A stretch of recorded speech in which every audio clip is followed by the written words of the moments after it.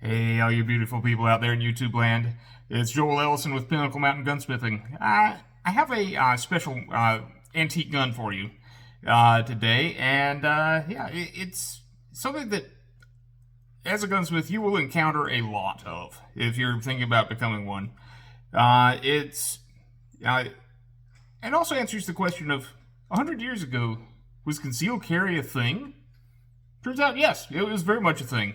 It was super common. Lots of people did it. If anything is indicated by the sheer number of guns you find in old drawers when you're cleaning out an older relative's house after they have passed, guns like this are super common. Today, our subject is safety hammerless Smith and Wesson nickel finish with pearl grips. This particular one is in 32 Smith and Wesson. That's not a common caliber today, but in 1899, when this gun was made, as indicated by the serial number, it was super common. Pretty much, if you asked 20 ladies and what they had in their purse, odds are a few of them had one of these or something like it. We'll be looking at this and its modern equivalent, the small 38 Smith and Wesson, 38 Special snub nose revolver. But first, let's get into the antique one. This is also called a lemon squeezer, colloquially. Safety hammerless because it has a safety on the outside, and it has a internal hammer.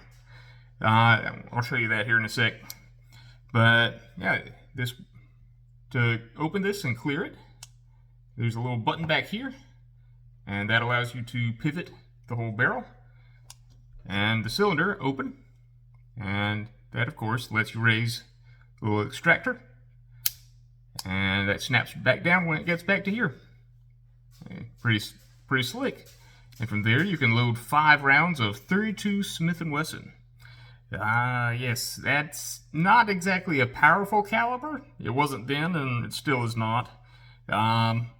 It's not common to find it on the market now, so if you do want to shoot one of these, my first instinct is to tell you don't. But second, also, the ammo is expensive when you can find it. And it's not necessarily safe. In some of these, a lot of these, this particular one is from a reputable manufacturer that's still in business, Smith and Wesson, and a lot of them were not that well made. And plus, 100-year-old metallurgy being what it is, yeah, maybe don't. But if you have 5 rounds of Smith and Wesson, 32 Smith and Wesson loaded up, you can close it. It latches shut. In order to press the trigger, you do have to depress the grip safety, and from there you can fire off 5 shots. Double action only, of course, since you can't cock a hammer. If you don't have the grip safety depressed, you can't pull the trigger at all. I can show you that mechanism here on the table. And but in any case, let's get started. Let's see, our particular pistol comes to us today from the great grandson of the person who supposedly bought it back in 1899. And it is in fantastic condition, by the way. Usually these are just giant rust buckets that are just totally useless. Oh, we have a cat joining us. Stand by. Oh, sorry for the slight interruption. I've taken the liberty of loosening the grip screw, and okay, yep. Offside grip comes off. These are very nice mother of pearl grips, in really great condition. I usually find these cracked or broken. These are neither of those things. There is a little bit of rust remaining on the inside, and I've scrubbed that best I could. But yeah, that's about as good as it's going to get. This was in need of some conservation when it came in the door, but otherwise it's in really great condition. It's in time, which is really remarkable. especially top brake revolvers. It's very uncommon for them to still be in time. The frames stretch and the latch gets loose and they just go out of time. But inside we can see the mainspring and the strain screw. Let me come in here and loosen this little kind of screw cap thing, I guess you'd call it. I'll show you more when I get it loose. I can show you what I mean. Yeah.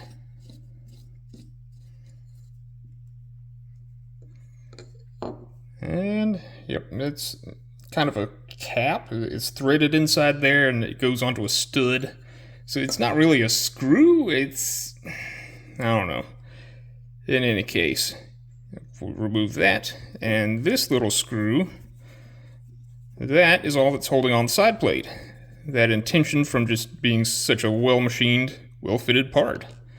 I'll tell you what, these guys 100 years ago or more, they really knew what they were doing when it comes to machining.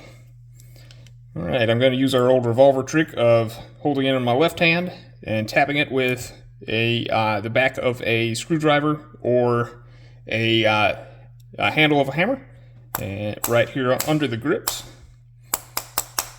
And that should let us get the side plate off. Yep, it's coming. This particular one is very tight. And there it goes. And you see those edges are nice and crisp. A little bit of oil there. I've oiled this liberally just to keep it from rusting over the next 100 years. But yeah, we have our mechanism in here. Let me zoom in a little bit. Oh, zoom in. There we go. Okay. You can see the hammer, and that's powered by this spring. And it doesn't take much to depress this grip safety.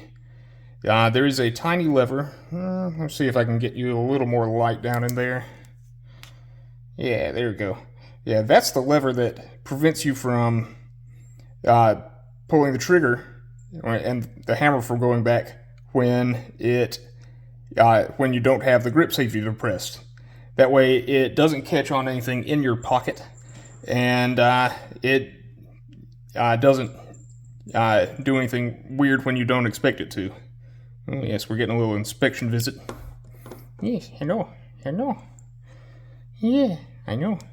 As you can see, this particular gun, the rest of everything that's in here is, with the exception of that screw right there, is held together with teeny tiny little pins that are just force fit into the frame.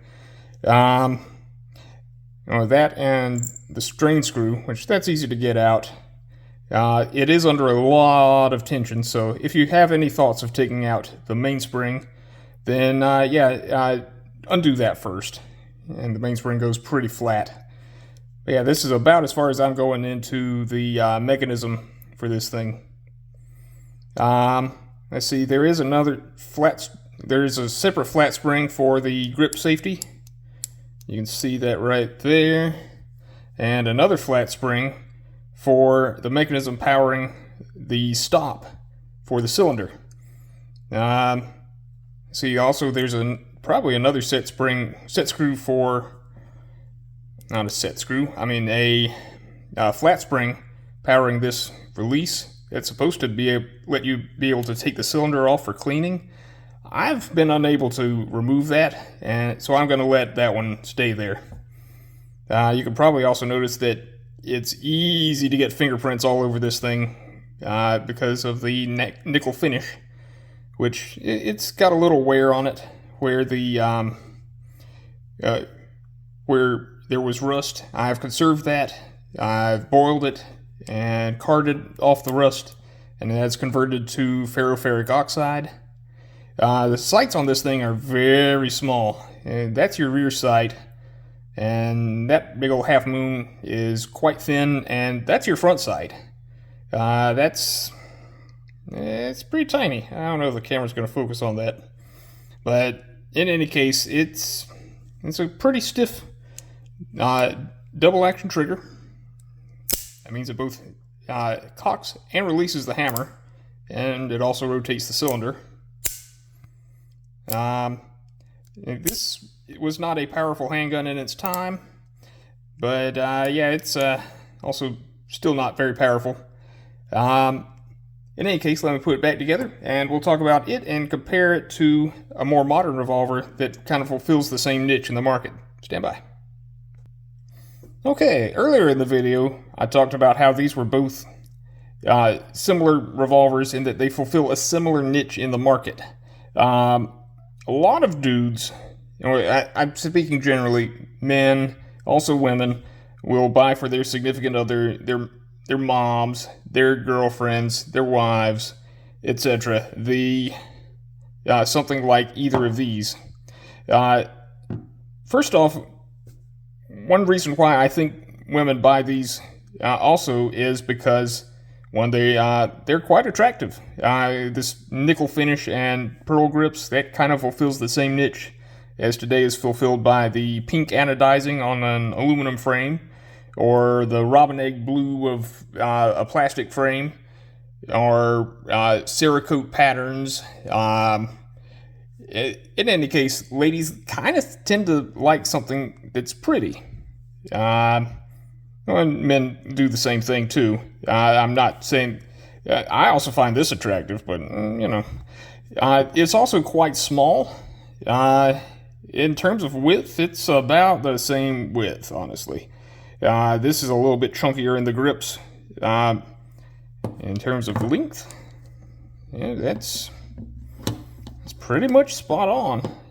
It's the pink Charter Arms Pink Lady here is a little bit longer in the grip, which honestly is a lot more comfortable.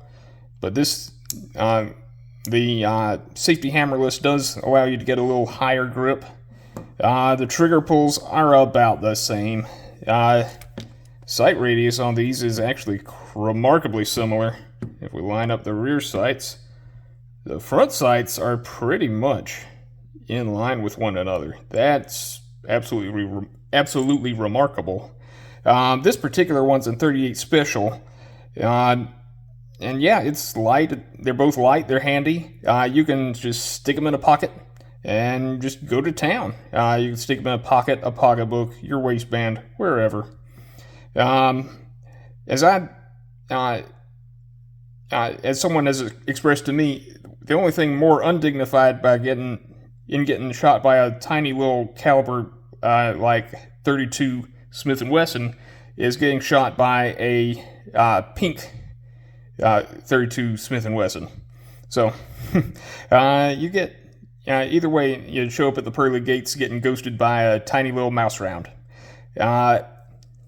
In any case, that's, I think, these are wonderful little pieces. Don't get me wrong. This, I think, was discovered by the great-grandson of the person who supposedly bought it in 1899 in an old historic house. It's a fantastic piece, beautifully timed, wonderful condition. The rifling is still strong. It's in time. If you're wondering what I mean by I say revolver timing, that'll probably be a separate video here in the future. But in any case, this has been Joel with Pinnacle Mountain Gunsmithing. If you find value in our work, please comment, like, and subscribe below, and share our videos with all your friends. We also have merch available. Check out our website, pinnaclemountaingunsmithing.com, and hopefully Powder and I will see you later. Bye.